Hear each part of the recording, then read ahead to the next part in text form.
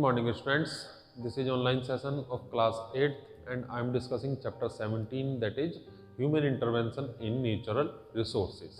जैसा कि स्टूडेंट्स आपको पता ही है यूपी गवर्नमेंट के ऑर्डर आ चुके हैं कोविड को देखते हुए और ठंड को देखते हुए कि 14 जनवरी तक आपके स्कूल्स बंद कर दिए जाएं और आपकी जो ऑनलाइन एजुकेशन है उसको कंटिन्यू किया जाए। ठीक है, तो इसी को देखते हुए स्टूडेंट्स स्कूल ने आपकी ऑनलाइन एजुकेशन को स्टार्ट किया है। आज से आपकी ऑनलाइन एजुकेशन स्टार्ट हो रही है। 2 चैप्टर्स हमने ऑफलाइन मोड में पढ़े थे जब आप स्कूल आ रहे थे। 2 चैप्टर्स हमने कंप्लीट कर लिए हैं। एक तो चैप्टर 14 हमने कंप्लीट किया था जिसका नाम था सम नेचुरल फिनोमिना, और चैप्टर 15 हमने कंप्लीट किया था जिसका टाइटल था स्टूडेंट्स लाइट को मैंने एक्सप्लेन कर दिया था क्लास में, एक्सरसाइज भी करा दी थी, और जो क्वेश्चन आंसर्स हैं उसकी PDF में आपको ऑलरेडी भेज चुका हूँ ग्रुप में, आप वो अपनी नोटबुक में लिख सकते हैं। ऑलराइट, 8th A के स्टूडेंट्स, 8th B के स्टूडेंट्स, 8th C के स्टूडेंट्स तीनों ही उसको अपनी फेयर नोटबुक में, फेयर की जो साइंस की नोटबुक है आपकी, आप उसको उसमें कॉपी कर सकते हैं। क्लियर? ऐसा नहीं है कि अजहर सर 8th B में या 8th A में अलग देंगे, 8th C में अलग देंगे, वो तीनों सेक्शंस के लिए कंबाइंड है।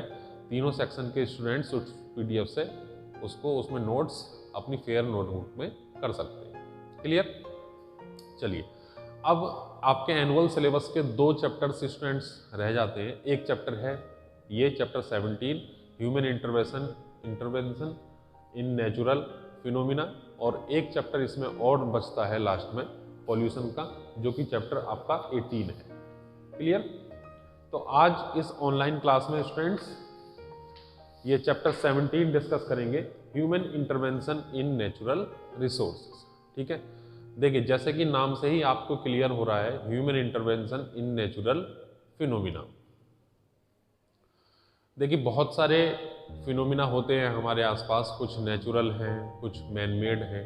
ठीक है, तो नेचर में ह्यूमन का क्या हस्तक्षेप है, नेचुरल फिनोमिना में ह्यूमंस का क्या हस्तक्षेप है, वो किस तरीके से अपने नेचुरल रिसोर्सेज को ख़राब कर रहा है, अपने आसपास के एनवायरनमेंट को पॉल्यूट कर रहा है, ये सारी बातें हम इस चैप्टर में पढ़ने के लिए जा रहे हैं। क्लियर है? तो देखिए सबसे पहले जो स्टार्टिंग होती है स्टूडेंट्स, ये आपकी इस डायग्राम से होती है। आप अपनी बुक में देख सकते हैं, चैप्टर 17 है, page number 237। Chapter 17 page number 237। देखिए एक पिक्चर इसमें दिखाई हुई है, और पिक्चर में दिखाने के बाद इसमें यह पूछा गया है कि आप इसमें कौन कौन से नेचुरल फिनोमिना को, या in our everyday life we use different types of materials. Some of the materials are natural and some of man-made. The materials that are already exist in nature are called natural resource. Alright, हम अपने आसपास बहुत सारे materials को देखते हैं, कुछ उसमें से made हैं और कुछ natural हैं, already exist करते हैं, उनको हम natural resource बोलते हैं। तो इस पिक्चर में ये दिखाया गया है कि इसमें कौन कौन से जो हमें चीज़ें दिखाई दे रही हैं, हमें मटेरियल्स दिखाई दे रहे हैं, वो सब नेचुरल हैं, नेचुरल रिसोर्स हैं। जैसे कि सन है इसमें, ठीक है, एक रिवर फ्लो कर रही है, ट्रीज हैं, फॉरेस्ट हैं, वाटर है, ठीक है, एनिमल्स हैं, ये सब क्या हैं? नेचुरल। ये ऑलरेडी एग्जिस्ट करते हैं हमारी अर्थ पर, इन्हें आदमी ने नहीं बनाया, इन्हें गॉड ने बनाया है। तो ये सब किस कैटेगरी में आते हैं? नेचुरल रिसोर्सेज की कैटेगरी में आते हैं। ऑलराइट, तो इन्हीं सब चीज़ों की स्टडी इस चैप्टर में हम करने के लिए जा रहे हैं। आई होप आपको क्लियर हो गया होगा कि हम इस चैप्टर में क्या क्या पढ़ने वाले हैं। नेचुरल रिसोर्सेज के बारे में पढ़ने वाले हैं। एक बार मैं आपको बता देता हूं कि इस चैप्टर में हम क्या क्या चीज़ स्टडी करेंगे। हम इसमें नेचुरल रिसोर्स के बारे में पढ़ेंगे, और जो रिन्यूएबल रिसोर्स हैं, नॉन रिन्यूएबल रिसोर्स हैं, जो बहुत जल्दी ख़त्म हो जाते हैं, जो फॉसिल फ्यूल हैं, तो ऐसा एनर्जी का जो लेवल है जो जल्दी ख़त्म हो जाता है उसको हम क्या बोलते हैं, और जो दूसरा जो एनर्जी है हमारे पास जो कभी ख़त्म नहीं होती, उस एनर्जी को क्या बोला जाता है। ये सारी चीज़ें हम डिस्कस करेंगे। फॉरेस्ट के बारे में डिस्कस करेंगे कि फॉरेस्ट से हमें क्या क्या बेनिफिट्स हैं, फॉरेस्ट को हमें किस तरीके से सेव करके चलना चाहिए फॉर द फ्यूचर, अपने फ्यूचर के लिए, और ये हमारी सर्वाइवल में कितने ज़्यादा हेल्पफुल हो सकते हैं। डिफॉरेस्टेशन के बारे में पढ़ेंगे, डिफॉरेस्टेशन से हमें क्या क्या नुकसान हो सकते हैं। क्लियर? और डिफॉरेस्टेशन को हम किस तरीके से अवॉइड कर सकते हैं अपनी लाइफ में।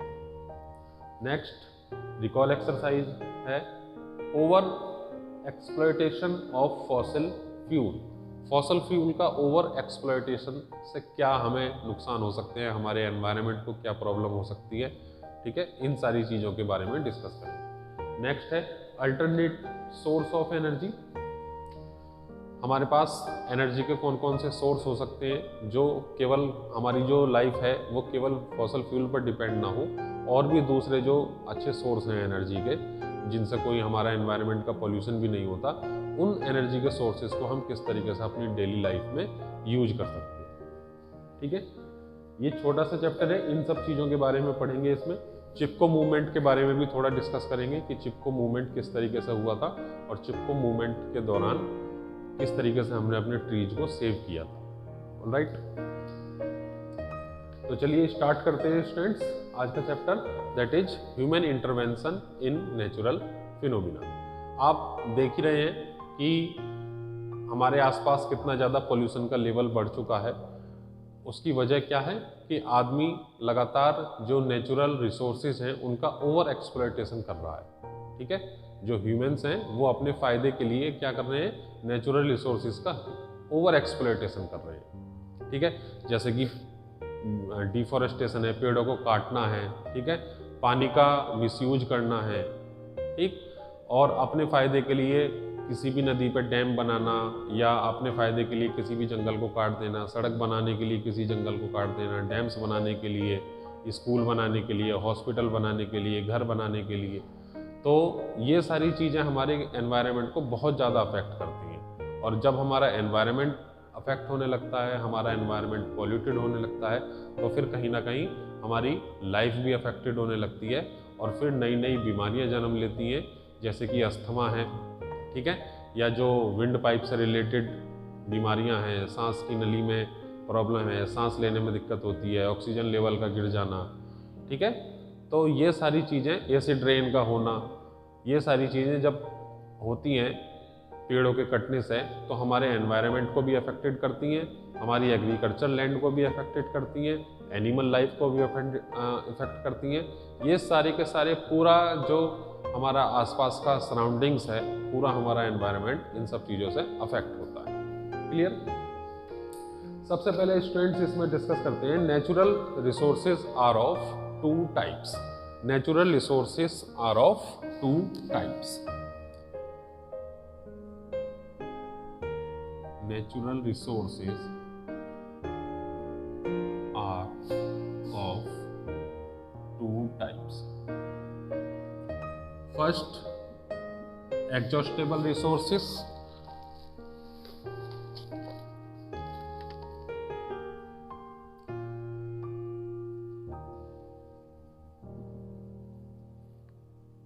इसको नॉन रिन्यूएबल भी बोलते हैं।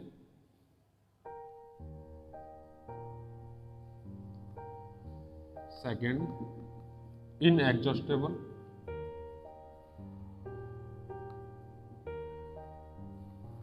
इसको रिन्यूएबल रिसोर्स भी बोला जाता है। क्लियर? दो टाइप के रिसोर्सेस इसमें हम पढ़ेंगे स्टूडेंट्स। फर्स्ट है एग्जॉस्टेबल, जिसको नॉन रिन्यूएबल रिसोर्स बोलते हैं, और इनएग्जॉस्टेबल, जिसको हम रिन्यूएबल रिसोर्स बोलते हैं।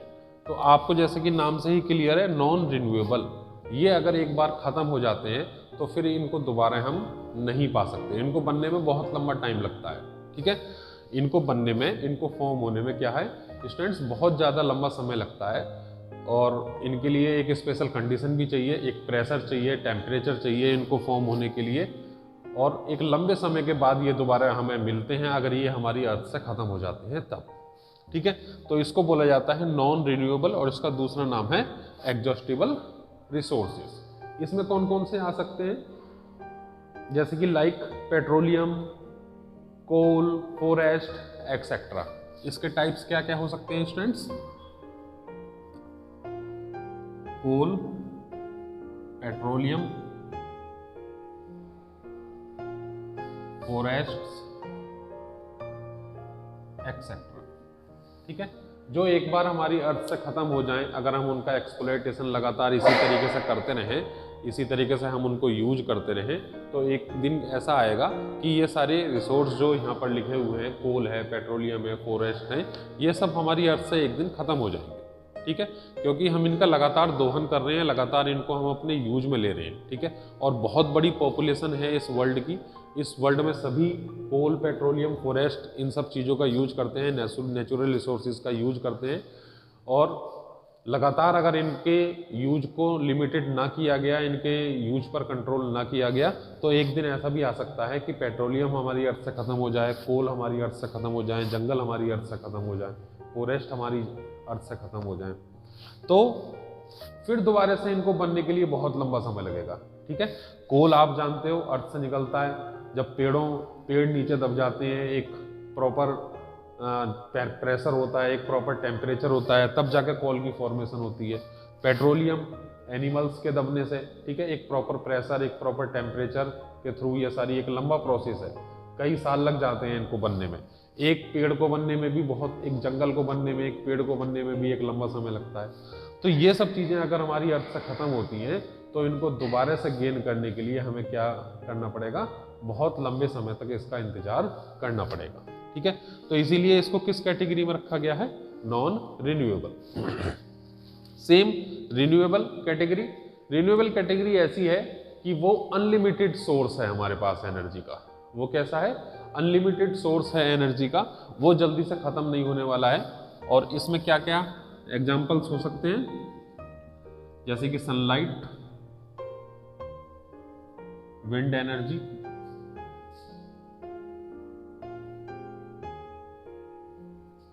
ठीक है, सनलाइट है, या इसको सोलर एनर्जी भी बोल सकते हैं,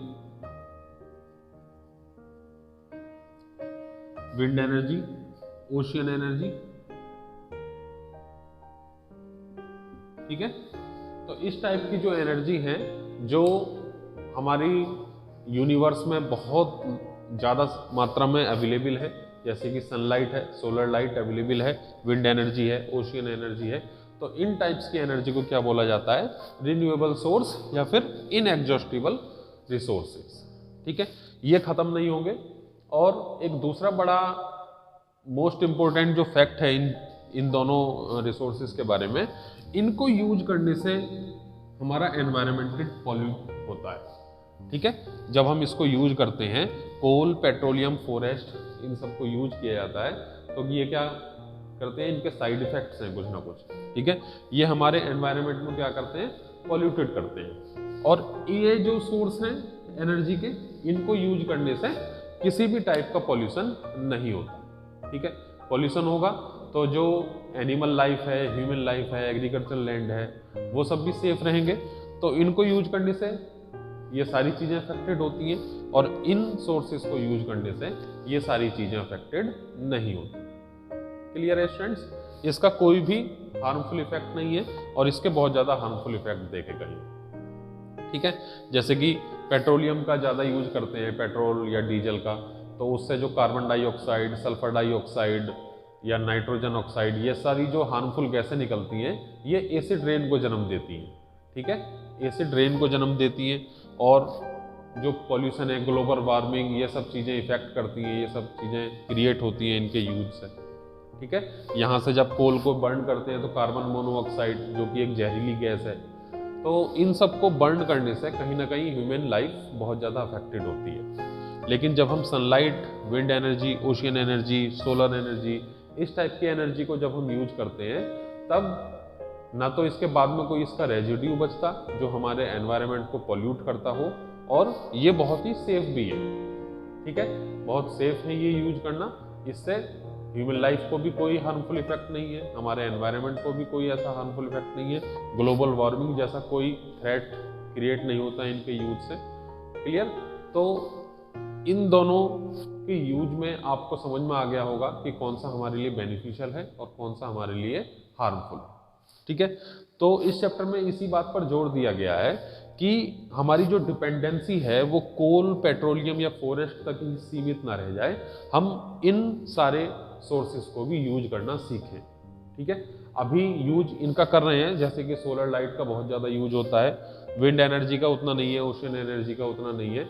सोलर लाइट्स का यूज जो हम लोग करते हैं अपनी लाइफ में, लेकिन उसको इतना ज़्यादा उसको प्रमोट हम लोगों को करना चाहिए कि ये हमारी डेली लाइफ में आ जाए और इनके मुकाबले इन पर डिपेंडेंसी हो हमारी, ठीक है, हमारी जो लाइफ है वो इन पर ज़्यादा डिपेंड हो in comparison to petroleum and coal. Alright, चल नेक्स्ट, फॉरेस्ट। फॉरेस्ट आप सब जानते हो, ठीक है, अ ग्रुप ऑफ ट्रीज या कोई ऐसा area. Forest provide a habitat to a large variety of plants, trees, animals, birds and insect. Forest क्या है आप सब जानते हैं, आप सब गए भी होंगे फॉरेस्ट में, आपने देखा भी होगा कि फॉरेस्ट एक नेचुरल हैबिटेट है, ठीक है, एनिमल्स का, प्लांट्स का, ट्रीज का, इंसेक्ट्स का, इन सब का नेचुरल हैबिटेट है। हैबिटेट मीन्स घर, ठीक है, यानी कि यहाँ पर एनिमल्स, इंसेक्ट्स, प्लांट्स, ट्रीज ये सब नेचुरली रहते हैं, ये इनका घर है, ठीक है, गॉड ने इनको दिया है रहने के लिए। और ह्यूमन लाइफ क्या करता है, ह्यूमन क्या करता है, इसमें इंटरवेंशन करता है, ठीक है, इसमें हस्तक्षेप करता है, ठीक है, और फिर हमारी जो नेचर है उसमें इम्बैलेंस क्रिएट हो जाता है। जब हस्तक्षेप करेगा, ट्री काटेगा, जंगल को उजाड़ेगा, तो उसमें क्या होगा, इम्बैलेंस क्रिएट हो जाएगा, ठीक है, चारों तरफ कंक्रीट के जंगल मिलेंगे, ठीक है, मकान मिलेंगे, हॉस्पिटल मिलेंगे, स्कूल्स मिलेंगे और चारों तरफ सड़कें मिलेंगी, लेकिन फॉरेस्ट कहीं पर भी देखने के लिए नहीं मिलेगा, ठीक है, क्योंकि फॉरेस्ट को काटकर ये सब चीज़ें ऑलरेडी बना दी गई होंगी। क्लियर? तो ये इनका नेचुरल हैबिटेट है। अब आप जानते हैं स्टूडेंट्स कि प्लांट्स हमारी लाइफ में या फॉरेस्ट हमारी लाइफ में कितने ज़्यादा हेल्पफुल हैं, कितने ज़्यादा यूजफुल हैं, इसके बारे में आपको बताने की ज़रूरत नहीं है। आप 8th स्टैंडर्ड में पढ़ते हैं, आप पढ़ते आ रहे हैं बचपन से कि फॉरेस्ट हमारे लिए कितने ज़्यादा हेल्पफुल हो सकते हैं, ठीक है। सबसे पहली और इम्पोर्टेंट बात, ऑक्सीजन जो मिलती है वो हमें प्लांट्स एंड ट्रीज से ही मिलती है। जो ऑक्सीजन हम इनहेल करते हैं, जिसको प्राणवायु बोला जाता है, वो ऑक्सीजन हमें कहाँ से मिलती है, वो इन पेड़ पौधों से ही मिलती है, ठीक है। ये कार्बन डाइऑक्साइड को इनहेल करते हैं और ऑक्सीजन को छोड़ते हैं, ठीक है। जो ह्यूमन्स हैं या जो एनिमल्स हैं वो ऑक्सीजन को इनहेल करते हैं और कार्बन डाइऑक्साइड को एक्सहेल करते हैं, ठीक है। तो ये एक कंटिन्यू प्रोसेस है। हम जो कार्बन डाइऑक्साइड छोड़ते हैं वो प्लांट्स के लिए यूजफुल है, प्लांट्स उसको इनहेल करते हैं, और जो प्लांट्स ऑक्सीजन छोड़ते हैं वो हमारे लिए बहुत ज़्यादा इम्पोर्टेंट है, ठीक है। अभी एक बहुत कोरोना का जो इवेंट हुआ था अभी सेकेंड वेव में, तो उसमें ऑक्सीजन के सिलेंडर कितने महंगे महंगे बिके थे, ऑक्सीजन की कितनी कमी हो गई थी, ये सब आप जानते हैं, आपने अखबारों में पढ़ा होगा, ठीक है। तो एक ऑक्सीजन का सिलेंडर कितनी ज़्यादा कीमत का होता है और हम इन प्लांट से फ्री में ऑक्सीजन लेते हैं, ठीक है। तो ये बात हमें उस दिन समझ में आई कि प्लांट्स हमारे लिए कितने ज़्यादा इम्पोर्टेंट हैं, ठीक है। जब एक सिलेंडर इतना महंगा मिल रहा था ऑक्सीजन का और पैसे देने के बाद भी नहीं मिल पा रहा था, ठीक है, पैसे देने के बाद भी नहीं मिल पा रहा था, और मिल रहा था तो जिसकी ज़्यादा बड़ी अप्रोच है या जो ज़्यादा एफर्ट्स कर रहा है उसको मिल पा रहा था, ईजिली अवेलेबल भी नहीं था, ठीक है। तो उस समय समझ में आता है कि प्लांट्स की कितनी ज़्यादा इम्पोर्टेंस है, ठीक है। आपने मीम भी देखे होंगे फेसबुक वगैरह पर कि अगर प्लांट्स लगाए होते तो इस तरीके से ऑक्सीजन के सिलेंडर के लिए भटकना ना पड़ता, ठीक है। तो सबसे ज़्यादा इम्पोर्टेंट है हमारे लिए ऑक्सीजन, और ऑक्सीजन हमें कहाँ से मिल रही है, प्लांट्स हमें प्रोवाइड कराते हैं, ठीक है। और भी बहुत सारे बेनिफिट्स हैं, जैसे कि हमारे लिए खाने के लिए भी प्लांट से ही आता है, दालें हैं, चावल है, गेहूँ है, ठीक है, सब्जियां हैं, फल हैं, ये सब हमें कहाँ से मिलते हैं, प्लांट से ही मिलते हैं, ठीक। अगर हम फ्रूट्स नहीं खाएंगे, अगर हम ग्रीन वेजिटेबल्स नहीं खाएंगे, चावल, गेहूँ ये सब चीज़ें नहीं खाएंगे, ठीक है, तो हमारा शरीर बीमार पड़ने लगेगा। तो हमें जो खाना मिल रहा है वो भी कहाँ से मिलता है, इन्हीं प्लांट से हमको मिलता है, ठीक है। हमारे मकान में जो दरवाजे बनते हैं या जो फर्नीचर बनता है, वो जो लकड़ी आती है वो भी इन्हें पेड़ पौधे से हमें मिलती है, ठीक। और सबसे बड़ी बात, they help in maintaining the ground water table, ठीक है, जल का जो स्तर है उसको मेंटेन करते हैं, सोइल इरोजन को बचाते हैं, बारिश कराने में हेल्पफुल होते हैं, ठीक है, ग्लोबल वार्मिंग के इफेक्ट को रोकते हैं, जो हमारी अर्थ लगातार गर्म होती जा रही है डे बाई डे, उसके इफेक्ट्स को कौन रोक सकता है? उसके इफेक्ट्स को ये पेड़ पौधे ही रोकते हैं। ठीक है, पेड़ पौधे अगर हम ज़्यादा से ज़्यादा लगाएंगे तो हमारे आसपास का जो एनवायरनमेंट है, हमारे आसपास का जो वातावरण है, वो 1 या 2 डिग्री तक ठंडा रह सकता है। ठीक है, 1 या 2 डिग्री सेंटीग्रेड तक ठंडा रह सकता है। ठीक है, तो हमारे आसपास के एनवायरनमेंट को ठंडा रखते हैं, बारिश कराने में बहुत ज़्यादा हेल्पफुल होते हैं, सॉइल इरोजन नहीं होता अगर इसको हम लगाए रखेंगे तो। और जो वाटर साइकिल है, वाटर साइकिल को कंप्लीट करने में भी प्लांट्स या ट्रीज बहुत ज़्यादा हेल्पफुल है। जैसे कि स्टोमेटा के थ्रू वाटर का जो वेपोराइजेशन होता है वो वाटर साइकिल को कंप्लीट करता है।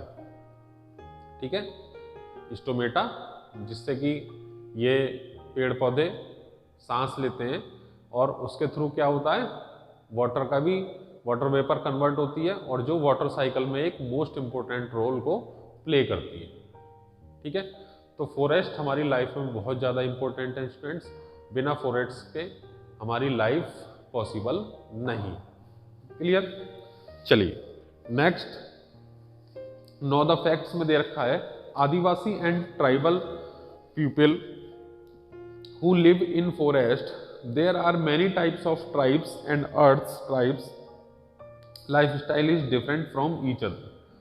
Forests are the home for these people and they collect many things for their everyday needs from the forest like timber, firewood, fruits, honey, etc. They also use forest land for growing some plants. ठीक है, आपने आदिवासी के बारे में सुना होगा, tribes के बारे में सुना होगा आपने। इनका जो नेचुरल होम है एक तरीके से वो जी जंगल ही होते हैं, ये ज़्यादातर जंगलों में ही रहते हैं। इनका उतनी ज़्यादा ग्रोथ नहीं हुई है कि ये शहरों की तरफ अपने मकान बनाकर या इनको कोई जॉब वगैरह मिल जाए।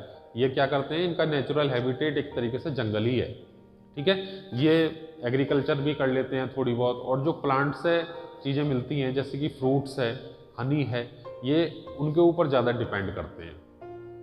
ठीक है, तो इनके लिए बहुत ज़्यादा इम्पोर्टेंट है। अगर हमें इनको जिंदा रखना है तो कहीं ना कहीं फॉरेस्ट्स को भी हमें काटने से बचना होगा, फॉरेस्ट्स को हमें जिंदा रखना होगा। अगर ये जो ट्राइब्स हैं या आदिवासी लोग हैं इनको हम जिंदा रखना चाहते हैं तो। ठीक है, और जो मोस्ट इम्पोर्टेंट बात इसमें बताई गई है कि ऑक्सीजन को प्यूरिफाई करते हैं, एयर को प्यूरिफाई करते हैं। ठीक है, और इनसे जो मेडिसिनल प्रॉपर्टीज, कुछ प्लांट्स ऐसे भी होते हैं जो मेडिसिनल प्रॉपर्टीज रखते हैं अपने आप में, यानी कि उनका यूज किसमें होता है, बीमारियां खत्म करने में। ठीक है, दवाई बनाने में उनका यूज होता है, और जो दवाई इनसे बनती है जब उसको खाते हैं तो बहुत सारी बीमारियां दूर हो जाती हैं। ठीक है, तो मेडिसिनल प्रॉपर्टीज भी होती हैं कुछ प्लांट्स में जो हमारे लिए बहुत ज़्यादा यूजफुल है। क्लियर? अब बात करते हैं स्टूडेंट्स डिफॉरेस्टेशन की। ठीक है, लगातार आप जानते हैं पॉपुलेशन बढ़ रही है, पॉपुलेशन को रहने के लिए मकान भी चाहिए, पढ़ने के लिए स्कूल भी चाहिए, इलाज के लिए हॉस्पिटल्स भी चाहिए, और इंटरटेनमेंट के लिए भी मॉल्स वगैरह, रोड्स, आने जाने के लिए ट्रांसपोर्ट के लिए रोड्स चाहिए। तो जो पॉपुलेशन लगातार बढ़ रही है उसको कंट्रोल करने के लिए या उसको इस तरीके से मकान वगैरह बनाने के लिए, स्कूल्स बनाने के लिए, तो इन सब को बनाने के लिए क्या करना पड़ता है, जंगलों को काटना पड़ता है। ठीक है, जंगलों को काटना पड़ता है, तब जाकर कोई रोड या कोई मकान या कोई इस तरीके के कोई स्कूल्स, हॉस्पिटल तब बन पाते हैं, जो कि बहुत ज़्यादा गलत है। ठीक है, ज़्यादा जंगलों का काटना गलत है, क्योंकि ग्लोबल वार्मिंग और बहुत सारे एनवायरनमेंट पोल्यूटेंट ऐसे हैं जो ये पेड़ पौधे ख़त्म कर सकते हैं, और जब पेड़ पौधे ही नहीं रहेंगे तब हमारे एनवायरनमेंट का क्या होगा आप सोच सकते हो। क्लियर है? तो चलिए स्टूडेंट्स, इसको नेक्स्ट लेक्चर में डिस्कस करेंगे डिफॉरेस्टेशन को। आई होप आपको आज का लेक्चर बहुत इंटरेस्टिंग लगा होगा। क्लियर? आप थोड़ा सा बुक पढ़कर देखिएगा, आपको भी नई नई बातें इसमें पढ़ने को मिलेंगी। क्लियर? चलिए स्टूडेंट, थैंक यू। आज के लिए बस इतना ही। Have a good day.